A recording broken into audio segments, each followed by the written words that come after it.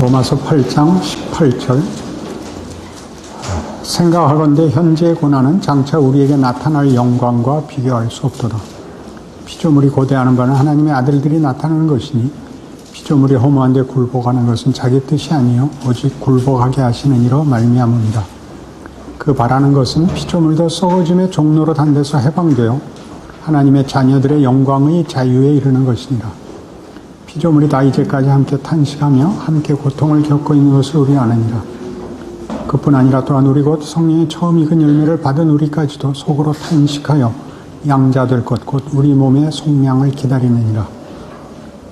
우리가 소망으로 구원을 얻었음에 보이는 소망이 소망이 아니니 보는 것을 누가 바라리요. 만일 우리가 보지 못하는 것을 바라면 참음으로 기다릴지니라. 로마서 8장은 가장 위대한 선언임에도 불구하고 7장에서 나오는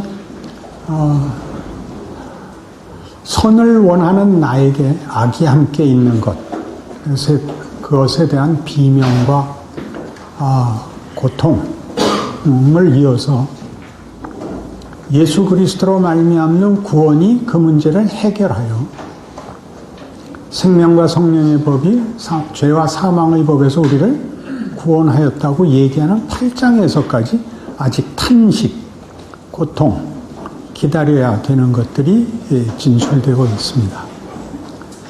어디가 가장 크게 오해되는 부분이냐 하면 우리 로마서 5장 8절에서 언급했던 것 같이 우리가 아직 죄인 되었을 때 그리스도께서 죽으시는 구원이 과거형으로 되어 있는 그 구원이 우리에게 적용되는 시간이 그 후인데 예수의 구원이 우리의 존재 이전에 있는데 예수로 말미암은 그 전 상태, 죄가 구속이 되고 해결이 된 마당에서 우리의 출생은 그 전, 아담의 후손인 죄인으로 출발한다는 사실입니다. 그래서 어느 누구나 예외 없이 믿음을 유산으로, 유전자로 물려받는 것이 아니라 개인적으로 예수를 만나야 됩니다. 그래서 시간적으로 구원이 먼저 있고 우리에게 적용되는 것은 우리의 현실 속에서 다시 한 사건으로 또는 한 은혜로 구원 역사로 개개인에게 시간 속에서 경우 속에서 경험이 됩니다.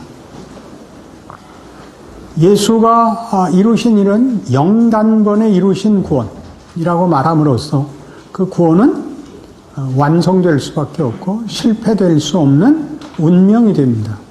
그러나 우리는 구원을 얻고 그 구원이 완성되는 과정을 살아서 유진 피터슨의 사무엘서 강해의 아주 좋은 진술에 의하면 누구나 다 신자의 인생을 말합니다. 신앙 인생이란 먼저 하나님을 만나고 그리고 긴 여정을 통하여 훈련되고 연단되는 것이다.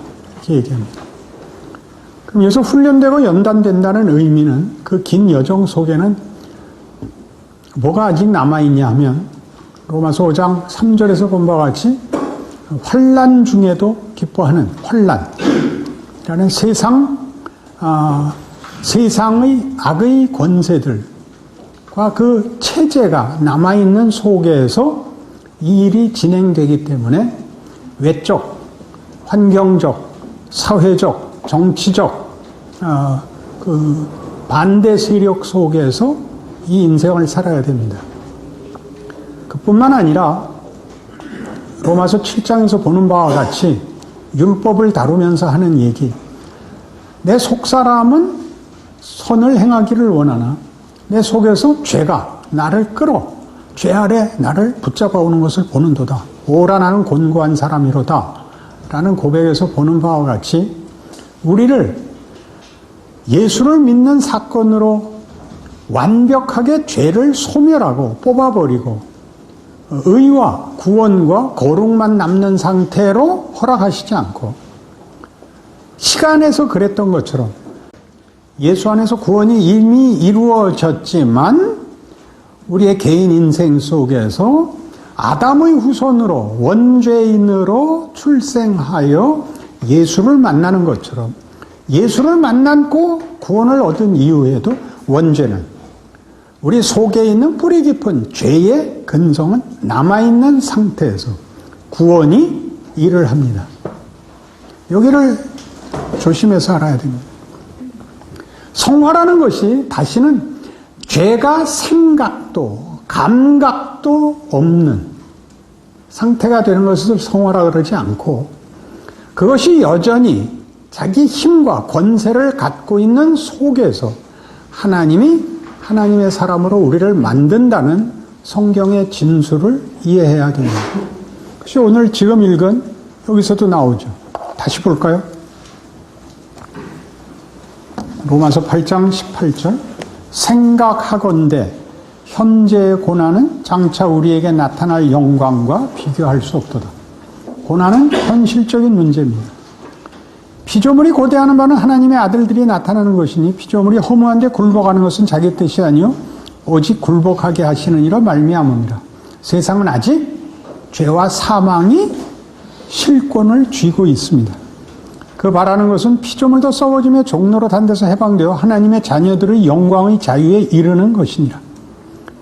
피조물이 다 이제까지 함께 탄식하며 함께 고통을 겪고 있는 것을 우리가 아느니라. 그뿐 아니라 또한 우리 곧 성령의 처음 익은 열매를 받은 우리까지도 속으로 탄식하여 양자될 것 곧 우리 몸의 속량을 기다리느니라. 탄식합니다. 그러니까 탄식도 갈등도 없는 상태를 지향하는 바람에 실제로 하나님이 일하시는 현장과 오늘을 놀래서 그죠? 나는 아닌가 봐 하러 가는 것입니다. 알아들으시겠습니까?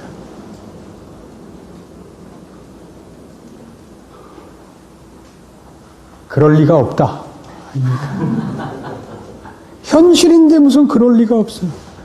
여러분이 매일 죄를 짓는데 여러분들이 생각하는 죄는 윤리적 도덕적인 것이 아닙니다. 죄란 하나님의 영광에 미치지 못하는 것이 다 죄입니다. 로마서 3장에서 우리가 다 하나님의 영광에 이르지 못하더니 아닙니까?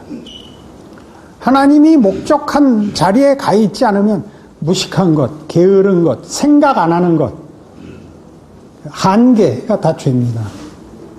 그래서 그걸 어느 날은 그걸 갈등으로 겪고 자책을 하고 하는 날이 있고 어떤 날은 체념하고 도망간 날이 있고 뿐이지 죄가 우리 생애에서 분리되고 우리를 놓아주는 시간은 없습니다. 성경이 하고 싶은 얘기는 로마서 8장의 초점은 죄가 그리하듯이 하나님도 예수 안에서 이미 보이신 것 같이 열심히 일하고 있다. 걱정하지 마라. 이게 로마서 8장의 가치입니다. 여러분은 뭘 알아야 되는 거죠? 하나님이 기어코 승리하실 거다라는 말이 뭘 격려하는 게 되나요? 뭘 격려하는 건가요? 갈등이 있다. 고민이 있다. 자책이 있다. 실패가 있다. 후회가 있다. 그렇게 얘기하는 것입니다. 여러분 뭐라고 그렇게 말을 하면 무슨 생각이 떠오르세요? 언제까지냐고요? 예수님 다시 오실 때까지입니다. 이게 성경의 약속입니다. 어디서 우리는 이런 괴이한 신앙 이해를 가지게 됐을까요? 어디서? 우리의 이 죄가 하는 일입니다. 죄가 늘 우리에게 사망의 권세라는 것은 너 내 말 안 들으면 죽여 라고만 오는 게 아니라 네 꼬라지를 봐. 살아서 뭐해. 그러고도 예수 믿는다고 이게 더 죽입니다. 그게 더 죽여요. 여러분들의 자책은 다 이거 아니에요. 응? 어떻게 이거를 어떻게 해결하고 오셨죠? 이 자책을 여러분은 어떻게 해결하고 왔어요? 한번 진술서를 써봐요. 그동안 나는 몰랐다. 다 그런 줄 알았다. 나는 아직도 모른다. 내 책임 아니다. 아무래도 좋다. 어디에 해당해요? 자신에게만 현실이에요? 누구에게나 현실이죠? 시원한 교회를 보셨어요? 우리가 오해하는 거예요. 그런 교회는 없어요. 지상 교회는 천국이 아니에요. 천국을 증언하고 있는 거지. 그러니까 거기 중요한 하나님의 일하심과 목적이 들어있으면서 동시에 세상에 있기 때문에 뭐가 있다고요? 거기 거짓과 위선, 경쟁, 시기, 싸움이 고스란히 들어와 있죠. 희한하지 않아요?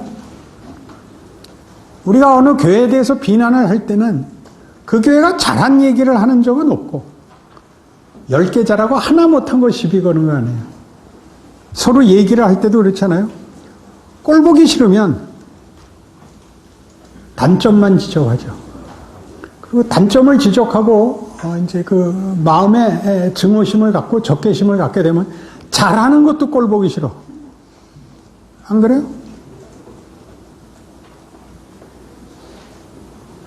내가 보기 싫은 놈은 회개할까봐 겁이 나. 이게 우리의 신앙의 실제적인 수준이에요. 여기를 벗어나야 되는 거예요. 여기를. 그게 성화야. 우리가 선택한 것이 뭐였는지, 하나님 없음이 얼마나 무서운 건지, 외면 정도 안 해요. 썩음이 있고, 부끄러움이 있고, 고통이 있고, 비열함이 있다는 걸 생생하게 보는 거예요. 그래요. 내가 하나님 나라, 하나님의 통치, 하나님의 뜻, 하나님의 형상, 하나님의 인격, 성품에 나를 간절히 갖다 묶는 것이 성화예요. 그러니까 이 반대적인 개념이 없으면 이 적극적인 것을 만들지 못해요. 왜 못 만드냐면 적극적인 신앙에서 요구하는 적극적인 성품과 속성들은 자발성을 가져야 돼요. 자발성을. 그냥 그런 상태인 것이 아니라 본인이 의지와 본인의 선택으로 책임 있게 선택하는 것이어야 돼요. 대표적인 것, 사랑. 사랑은 자신이 하는 거예요. 모든 조건과 이유와 내용과 그 목적을 본인이 다 책임지는 거죠. 사랑이 자발성의 문제가 아니게 되면 뭐가 되죠? 사랑이 자발성을 뺐으면 사랑이 뭐가 되죠? 뽕짝이 되죠. 그래요, 안 그래요? 뽕짝 가수들이 나와서 사랑 타령을 하면 싫어요. 싫다고. 가장 진지해야 될 그 내용이 가장 쉬운 노래를 부르는 자들 입술에 오르내리면 싫다고요. 언제만 진지해요. 그게 처절하게 본인의 현실이 될 때는 좋죠. 그 원색적이고 그 값싼 노래가 본인에게 실제가 될 때는 그게 값싼 그 점수 줄 수 없는 그 노래가 사랑이라는 게 너무 커서 심지어 그런 값싼 노래까지도 다 들어와서 가치가 있게 돼요. 자발성이 오게 돼요. 가장 진지한 선택과 책임을 요구해요. 자발성은 자유가 주어지지 않으면 성립하지 않습니다. 여기에 이제 성화라는 것이 가장 중요한 그 성립을 위한 조건으로 자유가 허락된 과정이라는 걸 이해해야 합니다. 여러분은 그것이 그냥 하나의 상태이기를 바라는 것입니다. 성화가 상태이기를 바라고 부정적이고 소극적인 것들은 다 제거하고 아름다운 것만 나열된 어떤 상태이기를 바라고 하나님은 우리가 분별하고 책임지고 소원하는 것이 되기를 바랍니다. 자발성이 오게 된다 그랬습니다. 사랑은 아무리 아름다운 글씨로 써도 그것을 낱말로, 단어로, 개념으로는 실제적인 힘을 발휘할 수가 없습니다. 사랑은 사랑하는 상대가 있어야 됩니다. 사랑을 받을 상대, 사랑을 할 나 자신이 있어야 됩니다. 그래서 가장 중요한 이 책임, 자발성을 위하여 하나님은 자유를 주십니다. 꼭 기억하십시오. 자유를 주십니다. 자유를 준다는 말을 이해하기 위해서 기독교 신앙의 이해를, 그러니까 차원적 이해를 이사야서를 통하여 이렇게 성경은 설명합니다.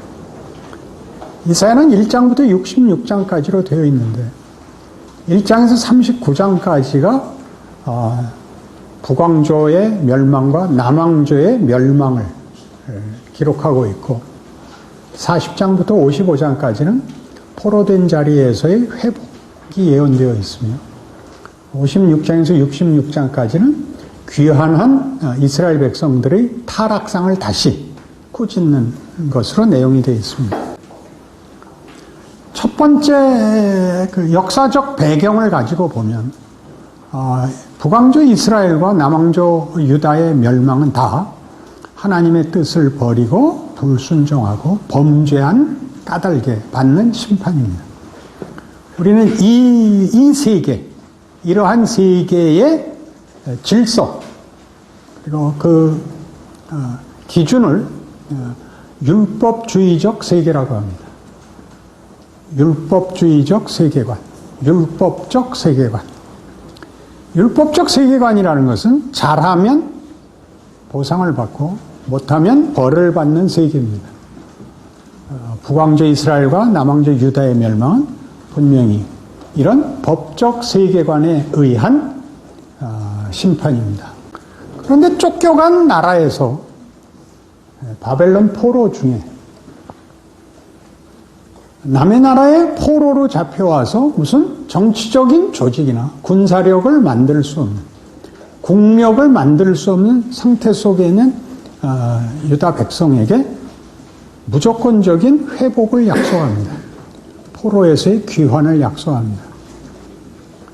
그것은 유다가 받을 정당한 보상도 아니며 그들은 죄를 지었고 쫓겨난 정도가 아니라 멸망을 해야 맞습니다. 그러나 하나님은 그걸로 됐다. 그리고 회복을 약속하고 그 회복은 대단히 놀라운 회복으로서 모든 세상이 유다 민족의 회복을 박수로 환영할 놀라운 하나님의 회복으로 소개하고 있습니다. 이사야 55장 같은 데 가보면 한번 보시겠습니다. 이사야 55장 6절 너희는 여호와를 만날 만한 때 찾으라. 가까이 계실 때 그를 부르라. 악인은 그의 길을, 불의한 자는 그의 생각을 버리고 여호와께로 돌아오라. 그리하면 그가 긍휼히 여기시리라. 우리 하나님께로 돌아오라. 그가 너그럽게 용서하시리라. 이는 내 생각이 너희의 생각과 다르며 내 길은 너희의 길과 다름이니라. 여호와의 말씀이니라. 이는 하늘이 땅보다 높음같이 내 길은 너희의 길보다 높으며 내 생각은 너희의 생각보다 높음이니라. 이는 비와 눈이 하늘로부터 내려서 그리로 되돌아가지 아니하고 땅을 적셔서 소출이 나게 하며 싹이 나게 하여 파종하는 자에게는 종자를 주며 먹는 자에게는 양식을 준 것 같이 내 입에서 나가는 말도 이와 같이 헛되이 내게로 되돌아오지 아니하고 나의 기뻐하는 뜻을 이루며 내가 보낸 일에 형통함이니라. 너희는 기쁨으로 나아가며 평안히 인도함을 받을 것이요 산들과 언덕들이 너희 앞에서 노래를 바라고 들의 모든 나무가 손뼉을 칠 것이며 잣나무는 가시나무를 대신하여 나며 화석류는 찔레를 대신하여 날 것이라. 이것이 여호와의 기념이 되며 영영한 표징이 되어 끊어지지 아니하리라.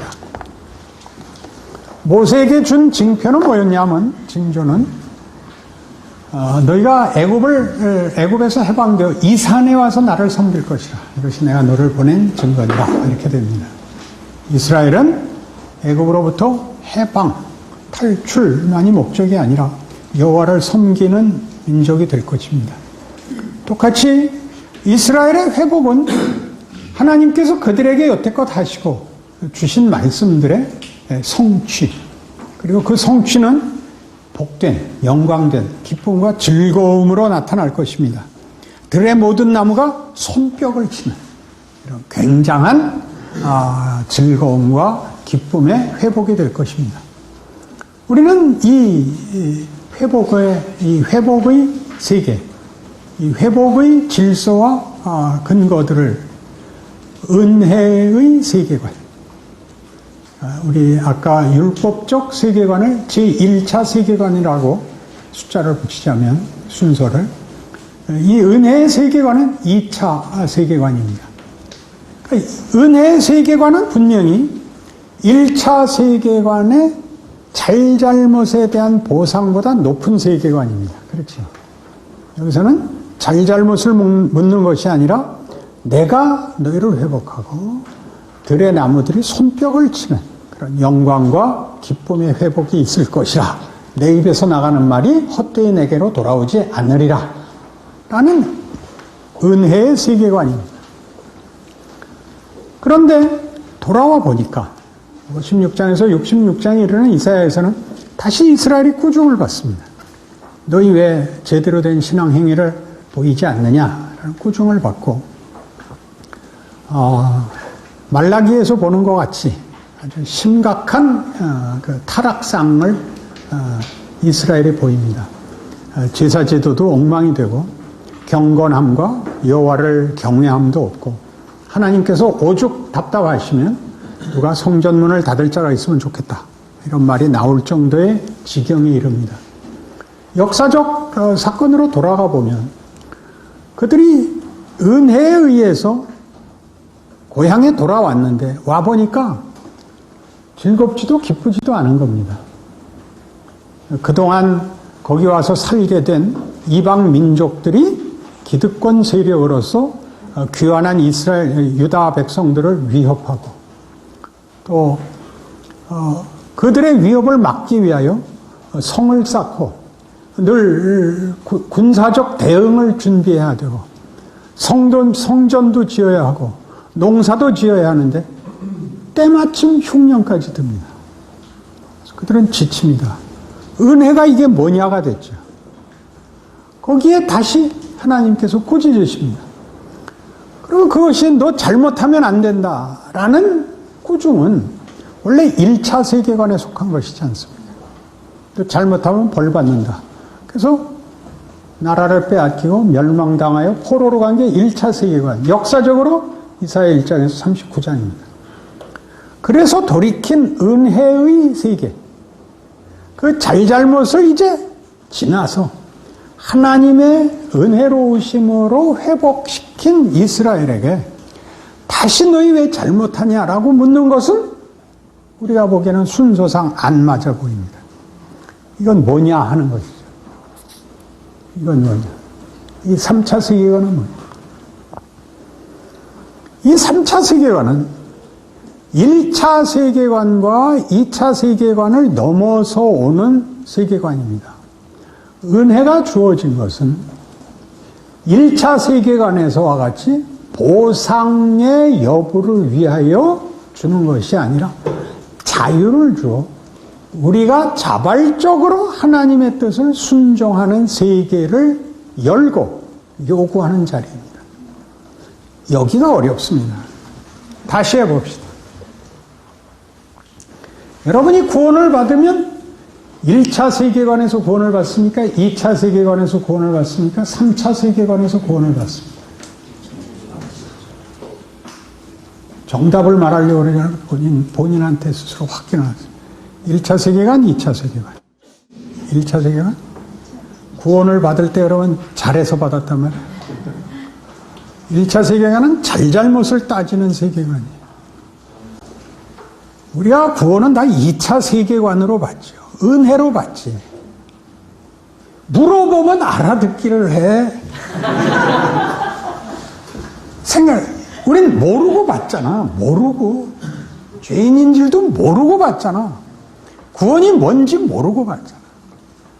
구원을 받으면 자신의 정체성을 몇 차 세계관으로 정리를 해요.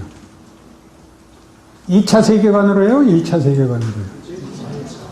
1차로 한단 말이에요. 여기에 이제 우리의 말하자면 모두의 오해가 있는 거예요. 예수를 믿는 것을 정리할 때는 1차 세계관으로 한단 말이에요. 잘했다 못했다가 된다. 그리고 이 얘기까지도 하죠. 그러니까 왜 하나님 내가 죄 안 짓고 싶다고 그런 거 없어도 된다는데 계속 이렇게 내비두세요. 까지도 화를 낸다고. 왜? 뭘 근거로? 은혜로 받았으니까. 은혜로 받았으니까 그 아우성도 나오죠. 하나님 나 거짓말하기 싫습니다. 하나님 거짓말 하려고 그러면 제 이빨을 몽땅 뽑아 주십시오. 안 뽑잖아. 안 뽑고 거짓말 하게 하잖아. 여기를 헤매는 거죠. 우리는 3차 세계관으로 보냄을 받습니다. 3차 세계관을 이해하려면 1차 세계관도 2차 세계관도 통과를 해야 됩니다. 그러니까 어렵죠. 1차 세계관은 뭐였다고요? 잘잘못과 보상의 세계였습니다. 여기서는 공포가 주인이 됩니다. 공포. 그리고 기계적 조작. 2차 세계관에 오면 우리는 일단 우리의 구원이 가지는 이런 1차적 세계관의 기계적인 법칙이나 비인격적 그 공포와 조작에 의한 세계에서 넘어선 인격, 성품이라는 세계를 만납니다. 그렇죠. 여러분은 계속 기도가 하나님 앞에 하면서도 우리 기도 속에 여러분이 하나님 앞에 계속 기계가 되게 해달라고 기도하는 거 아시죠? 죄가 생각나지 않게 해주십시오. 하나님의 뜻만 따르게 해주십시오. 그 뇌를 반쪽을 잘라주십시오. 이렇게 기도를 계속 한다고요. 누구한테? 누구한테 해요? 기계한테 해? 아니잖아요. 하나님한테 하는 거예요. 그래서 화를 내고 억울하고 원망스럽고가 있잖아요. 하나님은 말하자면 우리 의인화시키면 피와 눈물이 있는 인격자란 말이에요. 그걸 알아. 근데 뭘 해달라 그래? 기계화시켜달라 그래. 그러니까 이것이 인간화되고 인간성으로 성품과 속성으로 가는 문제에 있어서는 죄를 제거하는 문제가 아니라 자발적으로 인간이 되는 문제.